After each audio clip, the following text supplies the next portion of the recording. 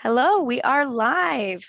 Welcome everybody to today's webinar. We are so excited to have you all here. I'm Amanda. I am your host for today and the business manager at Sellers Funding. Before we get started and before I introduce our lovely guest, I want to give a couple minutes for everybody to get in. So I want to do some general housekeeping. Our friend Luis, who's here with us, you can't see him, but he's here. He will be dropping in some really useful links into the chat for you guys. We're talking direct links to the websites, links to FAQ, link to Black Label Advisors, anything you may need, social media, things that cover those general questions that we get, they will be there. So feel free to use that. Screenshot it, click the links, bookmark them, do whatever you have to do. And so while everybody gets, oh, yep, there they are coming in. Perfect. Thank you, Luis. So Awesome. sellersfunding.com. You can go there to read everything you need to know about Sellers Funding. And we have a chat feature where you can talk to Gati. She's live. She's a real person. So she's there ready to talk to you. You can see product demos. You can do everything you need to do there. And then blacklabeladvisor.com. Here you can learn everything about John, our guest, his story as an Amazon seller and the services he offers. You could submit a contact form. You can do so much more. So I think that's enough time to have everybody nice and comfy, ready to get started. So let's go ahead and do that. Welcome again. Welcome everybody, and welcome to those who are just logging in. Today, we are going to discuss the impact of supply chain and inflation on e-commerce. This is what we're going to cover. What is causing the supply chain issues that we're seeing and inflation? What are the effects on e-commerce sellers? How to navigate and prepare for these changes, and then pricing. You know, everybody's feeling the pain there. So now, most importantly, I have to introduce John Elder, our guest today and our expert. John runs Black Label Advisor, an Amazon-centric consultancy focused on helping sellers and brand owners expand their reach and grow their businesses. Clients come to John from all over the world for advice ranging from listing audits to solving logistical issues. So if your business needs an extra set of eyes, John is your guy. Black Label Advisors is definitely your go-to partner for that. So welcome, John. We are so happy that you can join us today. Yeah, definitely. It's great to be here. It's such a good topic. Inflation's been hitting, well, pretty much everyone, including the gas pump. So it's a really good topic, and I'm really looking forward to diving deep here and helping sellers overcome some of the hurdles. Perfect. So let's go right in. So let's talk about what's causing these supply chain issues and inflation. As you know, John, and I'm sure Yeah. everyone in the audience knows, e-commerce inflation is caused by several factors, but the key component here is the distressed supply chain infrastructure, right? The most obvious culprit, of course, is COVID. We can't avoid it. It's still here. It's still Yes, the happening. COVID Hopefully, effect. we can't avoid it, but hopefully we're getting better. But this feels like it was like the first domino that fell and set everything into motion leading up to this Yeah, crisis. yeah, There's a couple points here that are key, right? So we just talked about COVID. It causes imbalance in the supply and demand. Then we have the Chinese suppliers that are struggling to keep up, of course. yep. And then there's a staggering increase, which of staggering is a good word, increase in the cost of sea freight due to the scarce shipping containers. Yep. John, what insights do you have on this stuff? Yeah, and going back to your first point, the imbalance of supply and demand, the COVID effect was pretty much a multi-year effect in terms of e-commerce sellers irrationally stocking up, right? Everyone was worried, oh my gosh, are my factories going to shut down? So everyone was way overstocked. And so that basically squeezed the logistics. And we had, port issues all over the world. We had containers. We didn't have enough containers in some ports. So that was something that's kind of been ironed out over time. We're getting out of that now slowly. I think we're going to see a lot of relief towards the end of this year. But some of the things that are affecting sellers right now, especially with clients that I work with, one of the biggest things is raw material costs going up, and Yeah. that's just a harsh reality. So sellers are soaking up some of that through really passing that down to the consumer, unfortunately, but they're also soaking that up into their margins as well. So it's kind of like every business owner has to make that decision. You have to also look at your competitors. Is that a good decision for my space? Can I do some cost cutting in other ways? We see a lot of people leaning out their entire business to fight this, but that's been a huge driving force. And then recently, Shenzhen shutting down. Anytime you have a major export city and manufacturing cities shut down like this, it's going to put additional pressure on the Globally. logistics. Yeah. So that's been something that is always an X factor. I hope that countries are, they have a really good plan in place to deal with any sort of COVID flare-ups, but we really need to get to a place where, and I think most people around the world are getting to. I mean, if you look at the UK, most countries are kind of realizing we have to live with it, kind of like we do with the flu virus. So once we get past that psychological block, I think most people are going to be in a position where, you're not going to have entire cities shut down anymore. So I think the worst is definitely over outside of another virus. And I know we Don't mentioned do don't talk this. about that. Don't do this to me, John. Um, I know, it's horrible. But the reality is it could happen, but realistically, it's probably not going to happen. So now it's about things calming down and seeing where sellers can, combat inflation numbers in their business. And then the last one, Amazon is going to pass down their expenses to sellers as well. So we're gonna see this in terms of FBA fees, storage fees. We're going to see those fees go up pretty much every year. So, one of the things there that are changing, there's a lot of emphasis on product packaging and getting really, really, really tight boxes and different strategies to reduce the fees that sellers are paying to Amazon. So there's a whole lot going on, and we'll dive deeper into this. But those are between what you shared and what I just shared, those are kind of the main driving factors for sellers on Amazon right now. Yeah, totally. And, continuing on, like, how does this affect the sellers in other ways, right? So we're talking about competitiveness and profitability. So back to costs, right? Staying competitive and profitable is more difficult than ever. Everything is changing. Costs are going up, and suppliers are struggling to. And then on top of that, suppliers struggling to keep up will result in what we estimate will be fewer discounts and promotions during the holidays, which, Prime Day and Black Friday and all these things that happen, we're going to see probably less hype around those this year and continuing forward due to these changes. There are ways to mitigate these, costs, of course, to some effect, but we'll talk about that later. And then, of course, on the other side, e-commerce sellers are going to see that there's a shift in consumer behavior, right? The past 2 years, a lot of people have been locked up and avoiding public shopping and really switching to buying online, which is a big factor of the boom in e-commerce, right? But we've been doing this for 2 years, not in Florida. Florida has been kind of a free-for-all this whole time. You hear about you Florida guys all over beat the us news. too in Texas. Yeah, for sure. Yeah, we're the Wild East and you're over on the Wild West, right? So but people have been locked up, so we expect more people to, now, like you mentioned earlier, that we've been doing this for a while. We're going to see fewer shutdowns where people are going to want to get out in the world again. And we're going to see some shopping, we're going to see that a minor slow, I estimate, in e-commerce. And people are going to start going back to brick and mortar stores, not only for the experience, not only to get out of their shell, but, e-commerce sellers are going to have a hard time avoiding these hikes in costs.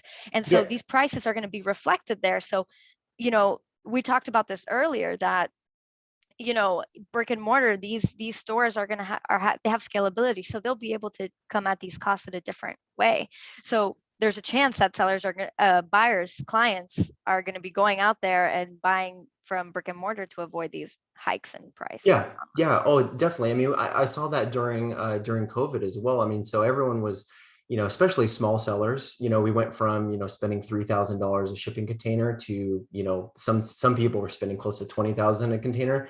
And at the same time, you had people like Target and Home Depot that had multi-year contracts at low cost pricing for their shipping containers. So, when you're competing with the big shops, they have ways to scale and secure their pricing. They have multi-year contracts.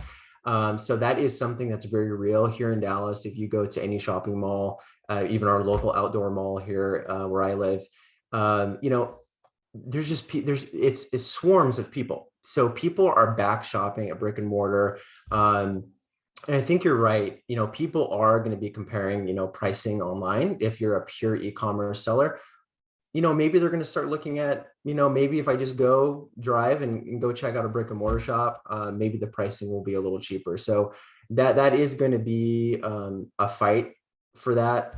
E-commerce sellers are going to have to, differentiate themselves and provide something unique to the customer. We've already seen a slowdown in e-commerce. It's still growing, but nowhere near what we saw the last 2 years. So that slowdown is definitely happening. E-commerce, is fizzling a little bit in terms of the growth trajectory, but it's definitely something that's going to, consumer behavior is definitely going to shift a little bit going forward. Yeah, there's kind of like this tug of war that I see, and I experience myself. Don't get me wrong, I'm an avid shopper, but there's a tug of war between the convenience of shopping online, the options, the variety. The internet makes the world small, but then as people, we're social animals. We like to get out there and see what's out there, and there is that tug of war for sure. And now that, like we mentioned, people are breaking free of those chains of Yeah. Oh yeah. of you Well, know, I think it's the experience too. I mean, you yeah. can't replicate, going to a store, talking to customer service, the employees, actually trying on jewelry, having that experience, having some champagne. Like those are experiences you can't replicate online. I want to go where you So, shop, John. what's that? I want to go where you shop. Oh, it's Where Kendra they give you. Scott. I go with my wife. So yeah, I mean those are unique things Yeah, that you can't replicate, and so there's something special and fun about it, especially if you have kids. Like we take our kids wherever we go, and there's something fun about going to the mall and building those memories. So I think people are definitely over the restrictions and the shutdowns, and there's going to be more and more people going back to brick and mortar. So in terms of like combating that and trying to, from an e-commerce standpoint, what are my clients doing? So they're shifting all over the place. So there's a massive shift for really spreading their wings way outside of Amazon. So we're talking about getting set up on Walmart, becoming a leader in that space. Walmart is really, I talk about this on Twitter all the time, but Walmart is really 10 years behind Amazon. So the good news about that is if you get on the Walmart right now, build up your reviews, you can be a powerhouse on there pretty much indefinitely. So if you look at the sellers on Amazon that were there 10 years ago, they're there still number one sellers with 10, 15,000 reviews. And no one really can compete with them. They soak up all the PPC traffic, and their margins are strong. So that's something that's happening. Another shift that's happening is looking at the drip feed model. right. A vast majority of my clients are doing this now, where instead of just on-time inventory, now they have inventory at third-party warehousing. And so, if you look at Amazon, Amazon's completely changed. If anyone thinks that they're not going to have inventory caps this year, they're dreaming. So those are going to happen again, probably sooner, and everyone's going to freak out in Q4. So those things are not going to change until Amazon has enough warehousing space. So, they're building all over the country, but they can't build fast enough. So you need to be prepared to have a cap again, and to be in a position where, okay, I'm going to send in, drip, maybe it's like 500 units to stay in stock, because as everyone knows, on Amazon, you go out of stock, it's just going to kill your bestseller rank. So that's something that's really changed. That also increases your costs, because now you're paying for additional warehousing. This is also where additional financing comes in with outfits like sellers funding. But there's a lot of shifting going on in the market right now, and a lot of emphasis on, what, I want organic traffic through Facebook, Instagram, and TikTok. I want people to see reels that I'm doing, and I want them to come to my Shopify site. There's a lot of emphasis on that right now, because people are realizing I need to mitigate my costs on Amazon, because my costs on Amazon are going to keep going up. Sure. And so that's just the reality. But it's actually a really healthy push, because for too long, sellers have been laser focused on just Amazon. I got to kill it on Amazon. I got to succeed there, and that's all my energy. But if you just sell on Amazon, you will never be successful long term, because you're going to have a never-ending barrage of competitors. You need to have a presence on social media. Your margins are always going to be stronger on Shopify. So you need to have multiple revenue streams. So things are changing definitely in the space. Yeah, I mean, the need to pivot and be aware and shift. I mean, this environment is crazy. It really requires business owners to be like limber and agile and flexible, because if you're not ready to, expand your horizons, you fall behind fast. Things Yep. happen so quickly. So that's great. That's a great point to Yeah, make. the sellers who are hesitant to take on funding are really going to get crushed. So, in terms of, stocking up and having that third party warehousing space, that takes capital. If you're just running on a cash-based business, it's going to be really tough to do that. So, for anyone listening, don't be hesitant about taking those loans. Right now, loans are, it's just ridiculous, the interest rates, but take loans strategically, stock up, use that to increase your promotions, use that to, if you need to do like lightning deals, giveaways through slick deals, any type of strategy to increase your presence, increase your bestseller rank, all of those things. Those are all strategies, but it takes outside capital. Yeah, you're lining me up perfectly for the next question, which is, Awesome. what can e-commerce sellers do to navigate and prepare for these changes? And that's it. I said this Yeah. in our last webinar and probably every webinar before that, and I will die on this hill that, choosing partners that understand your business is vital. Partners like Absolutely. Black Label Advisor and partners like Sellers Funding, not to toot our own horn, but it's a fact, right? Like, you have to combat these raising prices, and you have to combat these raising costs. And there's some things that you have no control over of, but there's things that you do. So you mentioned, using capital to your benefit, partnering. I'm not going to do a sales pitch because that's not what this is about, but partnering with us like Sellers Funding, we understand e-commerce. So we're not Yeah. trying to Yeah. set up our clients with, products that cannibalize their business, that put them in a bad place, that makes it impossible for them to grow. On the contrary, we see our clients growing at ridiculous rates year over year, like over the 100% mark on average, year over year. It's incredible. So how does this help? Like, how can you help yourself by, taking in capital? One of my favorite things to talk about is maintaining safety stock. Yes, you mentioned that, Amazon is not going to put caps on inventory, but there's possibility to, get that stock, do, store your goods in other places, and be ready and aware, because if you can use that capital to, increase your safety stock, you're not constantly fighting the supply chain issue. You're not constantly fighting when this product is going to get here and how much it's going to cost. Yes, that container is going to cost you an arm and a leg to get the stuff to you, but, by buying more, you really have an opportunity to remain competitive, maybe, lower that unit cost a little bit. If you Yep. if you Yep. typically are ordering 1,000 pieces, but you have capital backing you that you can order 2,000, 3,000, that you're going past that MOQ, you're lowering um Yeah. that unit cost, and it's really going to help. Yeah. Also, go ahead. Oh, I was just going to say the real benefit there is you lock in that pricing. So, as we know, like just construction, for example, rising material costs, that's to be expected, rising labor costs, whatever you lock in now, that's your price for your project. So it's the same concept with material. So with units, if you lock in 5,000 units versus 2,000 units, you just locked in that discount.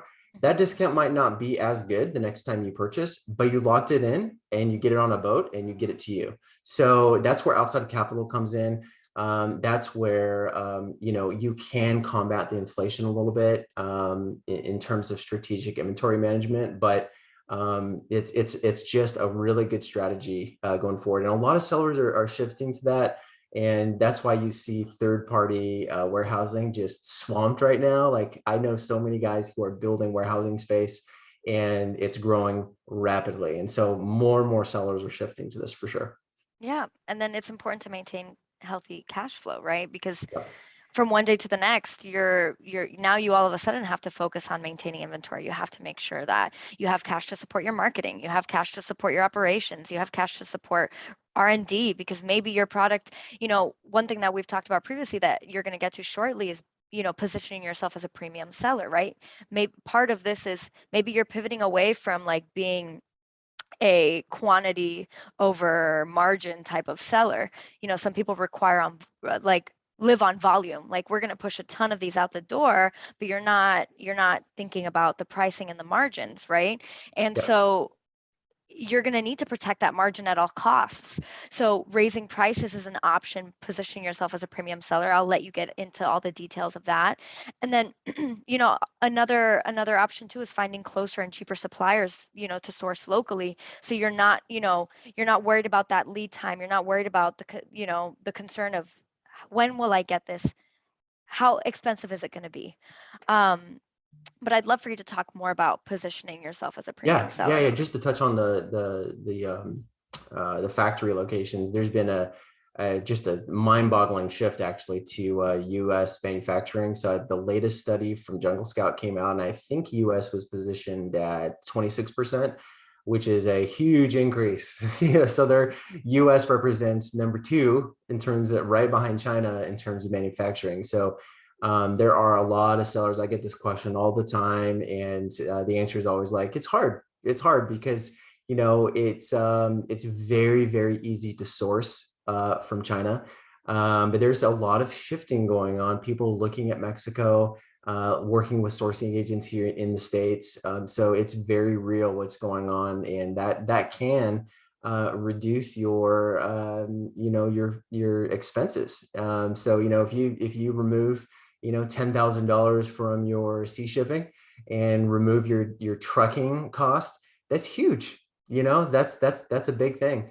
So that's definitely a shift that's happening. And in terms of pricing as a premium seller, this is something that I think already more and more people are shifting to, but is really just not competing with Chinese sellers. If you're in a space where the average price is, let's just say it's like $30, price yourself and justify a $49.99 price point. Get to that spot where people see you and your product as a premium. So yeah, that takes product innovation. That takes really diving deep into the opening experience. So what does that feel? How does it feel like for the customer to open up the package? What does the package look like? Definitely, kiss the poly bags goodbye. Like that should be behind you. Now it's all about, how do I connect with you on social media? What's your mission statement? Are you partnered with any charities? Do you do anything that's different? So really now, being priced as a premium, people should know and expect, okay, I'm joining a micro community. I'm going to be, buying their products more and more. I want to get on their email list. I want to be one of the first people to get a discount code. So to do that, you need to be priced at a premium. Like don't position yourself as a Kohl's and be like, oh, every week I'm going to have a discount for you. Make people really want to pay full price for your products because your products are that good. So just one practical example, I sold outdoor kids toys. It was a very successful line. The mission statement behind that line was to, reignite the excitement for the great outdoors. And so in our family and our kids, we're very anti-technology. So we do a little bit like play on the Switch and things like that, but we're very pro outdoors, breathing in fresh air and exploring nature. So that was the mission behind that brand, and people really latched onto that, and they knew they were buying a high quality product. So lots of other sellers came in and they undercut us by like $20, $30. But here's the reality: their product got destroyed by the sun in about a month. They had ripping issues, so they had quality issues, whereas ours, we really innovated the products and thought about all those things like UV blocking material and, protective covers to temporarily cover the toy while it's outside. So all those unique items, all the way down to your social media, position yourself where when someone comes to you, whether they find you on Google or on social media or on Walmart or on Amazon, when they're looking at your product, especially the branding in your photography and lifestyle, yes, use real models, please. Don't use, Photoshopped pictures from stock photography. That's kind of like a bare bones approach. So use a professional photography company to do this. But really justify that price point for people. And this is where a lot of Chinese sellers fail. They really don't care about branding per se. They really care about, volume. And so if you just psychologically get into a place where you can maintain your margin between 20 and 30% net on your product line and come across as a premium product and have everything down. Your insert card is beautiful. Your packaging is beautiful. Those are details that most sellers are never going to bother with. And Yeah. so a lot of those sellers disappear. You see a lot of people come and go. I've seen people where they come in for 3 months, they get burned out. Oh my gosh, we're in the red. This business model is not working for us. So, you have a lot of that happens, but the real key thing here is to stand out and justify that price point. And Amazon customers are willing to do that. I can't tell you how many times I'm on Amazon and they have a strong review profile. They have beautiful photography, and there's clearly a mission behind it because you just scroll down 2 seconds and see their mission statement on their A+ content. So, positioning yourself at a premium price is key going forward, especially with the rising inflation, because we can all combat inflation, but inflation affects us all down to the gas pump. So it will hit your business. And so it's a matter of being strategic going forward and not selling cheap junk for the most part. Yeah, well, you kind of brought us full circle here because, a few minutes ago we were talking about how people crave an experience. And now that the world is opening up, people are leaving the house again and doing that brick and mortar experience. But you're telling us about how we can create a different new kind of experience that will set us apart, in e-commerce as well. Like they want the experience, they want the nice packaging, they want the warm fuzzies, and they want the quality, and they want to feel like they're part of something. And as a business owner, you have to invest and you have to be creative to really create that experience that people need and crave, to really stand apart. And what's interesting about this topic, you're really not dealing with anything crazy in terms of expenses. You might, if you look on like a per unit basis, if you upgrade your packaging, I mean, it's nothing. So for them, for a It could be customer pennies.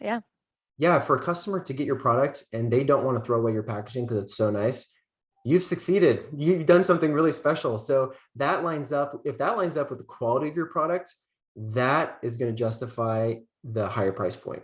So it's a really powerful component. Yeah. So let's continue here. Let's talk about if prices will ever normalize. I mean, when it comes to inflation, for me, the short answer is no. We know, of course, we're never going to be paying 10 cents for a loaf of bread ever again. Yeah, sadly. Yeah, right. Experts in the industry believe that inflation will have lasting and likely permanent effects. But there are other costs that skyrocket that I'm sure that will, with time will normalize, when there's a patch in some of these logistical situations. But when it comes to inflation, well, can we reverse it? Probably not. But will prices normalize? Maybe, I think so. What do you think? I think that they will normalize from a raw material goods standpoint. I think that prices are going to be higher indefinitely. Like, I don't think we're ever going to go back to original pricing. If you look at just history, the pricing never goes back. Okay. So I think that the pricing is going to be a little higher and it will normalize. I'll get to a point where like, okay, you're having consistent conversations with your factory. This is now the new price point for your unit cost. I think that would be kind of like a normal experience for sellers. I think the one thing where we will see relief, and we're already seeing relief right now, confirmed with my freight forwarder last night, that shipping costs are going down. And so now sea containers are below $10,000. That's kind of it's a really interesting industry because really nothing's changed.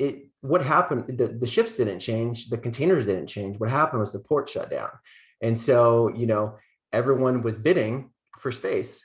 So once everything's normalized, I think we will see, and I forecasted this a couple months ago and everyone laughed at me, but we will see $5,000 shipping containers again. The containers have to get into the right places. Hopefully there's not an additional variant for the COVID virus and everything stays open. But if everything stays open, we will see prices come back down because logistics and shipping is not something that inflation necessarily affects. You have shipping containers at the ports. If everything stays open, those bidding wars will end and everything gets back to normal. So there's some good news there. We also see air shipping coming down as well. So, those are all positives in terms of the raw material goods and the the FBA fees going up. Those are all things that actually have gone up before inflation hit. So, those are all things that, are just, you have to hyper focus on your margin. And too many sellers on Amazon are not thinking about that. And some don't even know their margin. And so that's where I help them. I help them see what their margin is, help them do the calculations, and help them understand that there's this thing called inflation that's here, and it's going to hit you. You might not feel it yet, but you are going to feel it probably in your next purchase order with your factory. So yes and no. So some of the things will get back to the original. I don't think we're going to see pricing for unit costs go back to the original. And it's just going to put just a hyper focus on margin going forward. Yeah. And, not that this makes the situation better, but businesses out there are not isolated in this experience. Your competitors are going through the same thing. And they're also going to have to make, decisions on how to, improve their margins and improve their business, whether, you're going to see your competitors raising prices, or you're going to see, a bunch of other changes happening in the environment to adjust to this. Like I said, you have to be nimble and agile and flexible to live in this environment. And it looks like we've gone a couple minutes over already. A lot of good information.